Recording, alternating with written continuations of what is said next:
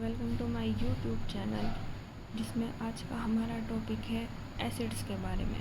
हमारी पिछली वीडियो में आपने देखा होगा कि हमने कैसे पता लगाया कि एसिड बेस इंडिकेटर्स कैसे वर्क करते हैं, कि कैसे वो पता लगाते हैं कि एसिड कौन है सॉल्यूशन के अंदर और बेस कौन है। तो और आज की वीडियो में हम करने जा रहे हैं हमारा एसिड, कि एसिड्स होते क्या हैं, ठीक है ना। तो एसिड्स होते क्या हैं, स्टार्ट करें। तो acids are those chemical whose substance which are sour in taste and change the color of blue litmus to red। Acids वो केमिकल सब्सटेंस होते हैं जो सोर होते हैं, खट्टे होते हैं टेस्ट में, और अपना कलर चेंज करते हैं ब्लू लिटमस टू रेड, ठीक है ना। Acids are mostly obtained from the natural sources. और कहाँ से मिलते हैं ये हमको? नेचुरल सोर्सेज से मिलते हैं, जिसको हम मिनरल एसिड्स भी बोलते हैं और इनऑर्गेनिक एसिड्स भी बोलते हैं। जैसे कुछ एग्जांपल्स हो गए हमारा हाइड्रोक्लोरिक एसिड, जैसे HCl, H2SO4, HNO3, ठीक है ना। और ये बहुत ज़्यादा कोरोसिव होते हैं और ये हमारी बॉडी को बहुत ज़्यादा हार्म कर देते हैं अगर ये हमारे ऊपर गिर जाए, इसलिए हमको इनको बहुत केयरफुली हैंडल करना चाहिए, ठीक है ना। The acids obtained from plants and animal material are called organic acid. और कुछ एसिड्स ऐसे होते हैं जो हमें प्लांट, ये वो सब्सटेंस होते हैं जो हमें प्लांट और एनिमल के मटेरियल से मिलते हैं, इनको क्या बोलते हैं? हम ऑर्गेनिक एसिड्स बोलते हैं। जैसे कि एग्जांपल हो गया हमारा एसिटिक एसिड, जो कहाँ से मिलता है हमको? विनेगर से, जिसको हम सिरका भी बोलते हैं। लैक्टिक एसिड कहाँ से मिलता है हमको? मिल्क और कर्ड से या दही से, ठीक है ना। सिट्रिक एसिड किससे मिलता है? जो सिट्रस फ्रूट्स होते हैं, मतलब जो खट्टे फल होते हैं ना, उनसे, जैसे कि लेमन हो गया, ऑरेंजेस हो गया, ठीक है ना। तो अब आपको समझ में आया ना ऑर्गेनिक और इनऑर्गेनिक एसिड्स के बारे में। तो ये देखो कुछ ऑर्गेनिक एसिड्स दे रखे हैं, जैसे एसिटिक एसिड कहाँ से मिलता है? विनेगर से। लैक्टिक एसिड कहाँ से मिलता है? श्योर मिल्क से। मैलिक एसिड कहाँ से मिलता है? एप्पल से। ब्यूटरिक एसिड कहाँ से मिलता है? रैंसिड बटर से। यूरिक एसिड कहाँ से मिलता है? यूरिन में। एमिनो एसिड कहाँ पर होता है? प्रोटीन्स में, ठीक है ना। सिट्रिक एसिड्स होता है सिट्रस फ्रूट्स में, मैंने अभी आपको बताया था ना। टार्टरिक एसिड कहाँ से मिलता है? ग्रेप्स, टर्मरिन, एप्पल्स, टर्मरिन मतलब इमली। ऑलिक एसिड कहाँ से मिलता है? ऑलिव ऑयल में। सिट्रिक एसिड कहाँ से मिलता है? फैट्स में। ऑक्सैलिक एसिड कहाँ मिलता है? टोमेटोज़ में। फॉर्मिक एसिड कहाँ मिलता है? स्ट्रिंग ऑफ आंट्स एंड बीज में, ठीक है ना। अब हम पता लगाते हैं कंसनट्रेशन ऑफ एसिड। हम बोलते हैं ना कंसनट्रेटेड H2SO4 या फिर डाइल्यूटेड H2SO4, तो इसका मतलब क्या होता है, ठीक है ना। तो कंसनट्रेटेड का मतलब होता है a concentrated acid in one which contain very small और नो वाटर इन इट। मतलब जिसमें हमारा जो पानी है ना, पानी की वॉल्यूम बहुत कम होती है या फिर ना के बराबर होती है, ठीक है ना। ये इसमें जो पानी होता है वो बहुत कम होता है। और dilute acid, when water is added to a concentrated acid then a dilute acid is form.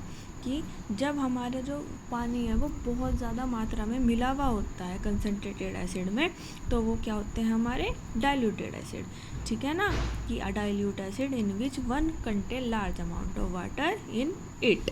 समझ में आया ना। अब आते हैं प्रॉपर्टीज़ ऑफ एसिड। क्या क्या प्रॉपर्टीज़ होती हैं आप सबको पता है? फिजिकल होती हैं और केमिकल होती हैं। तो पहले हम पढ़ते हैं फिजिकल प्रॉपर्टीज़, और उसमें भी फर्स्ट क्या है हमारा? टेस्ट। तो एसिड का टेस्ट क्या होता है?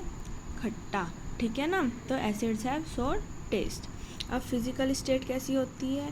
कि भाई some acids are solid while others are liquid at room temperature. कुछ एसिड्स हमारे सॉलिड फॉर्म में होते हैं और कुछ एसिड्स हमारे लिक्विड फॉर्म में होते हैं रूम टेम्परेचर पे, ठीक है ना।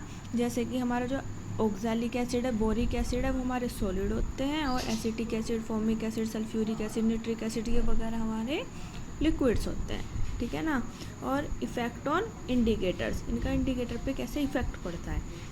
Acid solution turn the colour of blue litmus to red. ये मैंने आपको पहले भी पढ़ाया है ना लास्ट लेक्चर में। तो बस यही वाला है कि जो लिटमस पेपर है वो एसिड में जाके अपना कलर कैसा कर देता है? रेड। मिथाइल ऑरेंज कैसा कर देता है? ऑरेंज से पिंक। और फिनोफेथिलीन कैसा कर देता है अपना कलर? कलरलेस हो जाता है वो, ठीक है ना। अब फोर्थ आता है हमारा इलेक्ट्रिकल कंडक्टिविटी। तो इलेक्ट्रिकल कंडक्टिविटी क्या होती है हमारी? कि एसिड सॉल्यूशन कंडक्ट इलेक्ट्रिसिटी, कि क्या हमारी जो इलेक्ट्रिकल कंडक्टिविटी क्या होती है, कि जो हमारे क्या एसिड्स हमारे इलेक्ट्रिकल कंडक्ट कर सकते हैं, इलेक्ट्रिसिटी को प्रोड्यूस कर सकते हैं, तो हाँ, ठीक है ना। अब आती है हमारी केमिकल प्रॉपर्टीज़। तो केमिकल प्रॉपर्टीज़ में हमारा फर्स्ट क्या है, reaction of acids with metal. ये रिएक्शन हो गया एसिड का मेटल के साथ, तो हमारा क्या बनेगा, ठीक है ना। तो acid react with metals to liberate hydrogen gas, कि जब भी हमारा कोई एसिड मेटल के साथ रिएक्ट करता है तो वो क्या बाहर निकालता है, हाइड्रोजन गैस। जैसे कि हमने क्या ले लिया, जिंक और मैग्नीशियम ले लिया, ठीक है ना। और क्या हो गया, तो जब हम उसको किसी चीज़ के साथ एसिड के साथ रिएक्ट कराएंगे तो क्या होगा, हाइड्रोजन गैस बाहर निकल जाएगी, ठीक है ना। देखो जैसे एक एग्जांपल दे रखा है कि मेटल प्लस एसिड, जब हम किसी भी मेटल को एसिड के साथ रिएक्ट कराएंगे तो एक मेटल सॉल्ट बनेगा और हाइड्रोजन गैस क्या हो जाएगी, लिबरेट, मतलब बाहर हो जाएगी। जैसे यहाँ पे नीचे एग्जांपल दे रखा है, the reaction of zinc with dilute hydrochloric acid is represented as. तो जैसे हमारा जेड है, अगर हम उसको किसी भी हाइड्रोक्लोरिक एसिड के साथ रिएक्शन कराएंगे उसकी, तो क्या बनेगा, जिंक क्लोराइड, मतलब मेटल सॉल्ट बन गया और हाइड्रोजन गैस बाहर हो गई, ठीक है ना। अब जैसे ये जिंक मेटल को हमने H2SO4 के साथ कराया रिएक्ट, तो क्या बना, जिंक सल्फेट, मतलब मेटल सॉल्ट बना और हाइड्रोजन गैस बाहर हो गई, ठीक है ना। समझ आया आप सबको ऐसे, ठीक है। देखिए अब हमारी second reaction of acid with metal carbonates and metal hydrogen carbonates, कि एसिड की रिएक्शन किसके साथ, मेटल कार्बोनेट्स के और मेटल हाइड्रोजन कार्बोनेट्स के।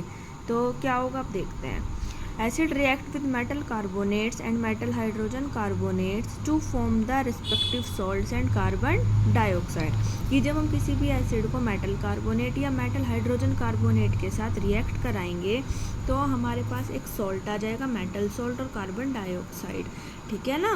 तो जैसे कि carbon dioxide gas is evolve with brisk effervescence, मतलब कि जो कार्बन डाइऑक्साइड है वो बाहर चली जाएगी एक स्मेल के साथ, ठीक है ना।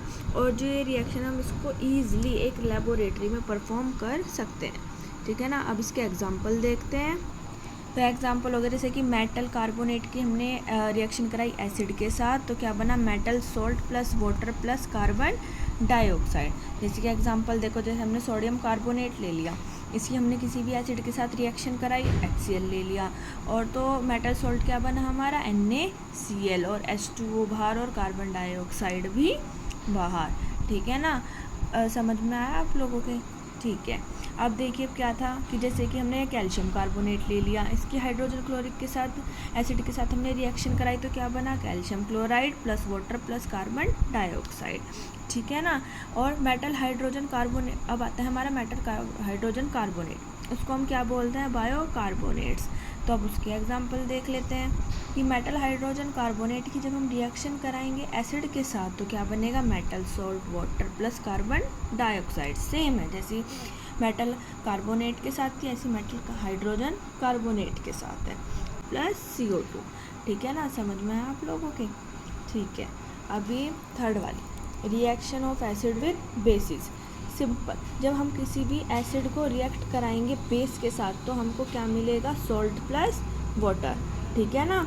तो जैसे इसका एग्जांपल, हमने किसी भी एसिड मतलब HCl ले लिया, उसकी रिएक्शन कराई बेस क्या होते हैं, जिसमें Na पॉजिटिव और नेगेटिव आयंस दोनों होते हैं, तो हमने NaOH ले लिया, तो क्या बना हमारा सॉल्ट, NaCl प्लस H2O, समझ में आया, ठीक है। अभी हमारा फोर्थ वाला, reaction of metallic oxide with acid. हम किसी भी जब मेटल ऑक्साइड को एसिड के साथ रिएक्ट कराएंगे तो हमारा क्या बनेगा, सॉल्ट प्लस वाटर, ठीक है ना। तो जैसे कि हमारा एग्जांपल कॉपर ऑक्साइड, हमने कॉपर ऑक्साइड की रिएक्शन कराई हाइड्रोक्लोरिक एसिड के साथ तो हमारा क्या बना, कॉपर क्लोराइड प्लस H2O। अब ये समझ रहे होंगे कि आप यहाँ पे 2 क्यों ले रखा है, ठीक है ना। अभी पीछे भी रिएक्शन से मैं आया कि यहाँ पे 2 बहुत ले रखा है, ठीक है ना। तो क्यों लिया हुआ है ये 2, अब मैं आपको बताती हूँ। क्योंकि हमको क्या बाहर करना है, H2O, तो H के कितने मॉलिक्यूल बाहर करने हैं, 2, और यहाँ पर H का अगर HCl लेते तो एक ही मॉलिक्यूल था, तो इस वजह से हमने यहाँ पे 2 ले लिए, ठीक है ना, जिससे कि हमारा H2 आसानी से बाहर चला जाए, ठीक है। अब जैसे कि नेक्स्ट एग्जांपल देखिए, Na2O मतलब कि सोडियम ऑक्साइड की रिएक्शन जब हम HCl के साथ कराएंगे तो फिर से क्या बना, NaCl + H2O, ठीक है ना। अब देखिए next, reaction of acid with sulphides and bisulphides, जिसको हम हाइड्रोजन सल्फाइड्स भी बोलते हैं, कि हम किसी भी सल्फाइड और बाईसल्फाइड की रिएक्शन जब एसिड के साथ करेंगे तो हमारा क्या फॉर्म होगा, salt plus water plus sulphur dioxide, ठीक है ना। तो जैसे कि हम एग्जांपल से समझते हैं, कोई भी हमने सल्फाइड ले लिया, जैसे कि कैल्शियम सल्फाइड लिया, इसकी रिएक्शन कराई हाइड्रोक्लोरिक एसिड के साथ, तो हमारा क्या सॉल्ट फॉर्म हो गया, CaCl2 H2O + SO2 मतलब सल्फर डाइऑक्साइड, ठीक है ना। अब जैसे कि हमारी अगली रिएक्शन है reaction of acid with metal sulphide, किसी भी एसिड की हम रिएक्शन जब मेटल सल्फाइड के साथ करेंगे तो क्या बनेगा, मेटल सल्फाइड की हमने रिएक्शन करी एसिड के साथ तो क्या बना, सॉल्ट प्लस हाइड्रोजन सल्फाइड, ठीक है। अब इसका एग्जांपल देख लेते हैं, जैसे कि FeS, तो FeS मतलब सल्फेट ले लिया, उसकी रिएक्शन कराई हमने सल्फ्यूरिक एसिड के साथ तो हमारा क्या बन गया, ferrous sulphate plus hydrogen sulphide, ठीक है ना। अब आपको सारी समझ में है ना कि एसिड किस किस के साथ कैसे कैसे बिहेव करता है, ठीक है। तो आज का हमारा लेक्चर यहीं पर ख़त्म होता है, और आपको अगर लेक्चर पसंद आया तो प्लीज़ इस वीडियो को लाइक एंड सब्सक्राइब कीजिए। Thank you.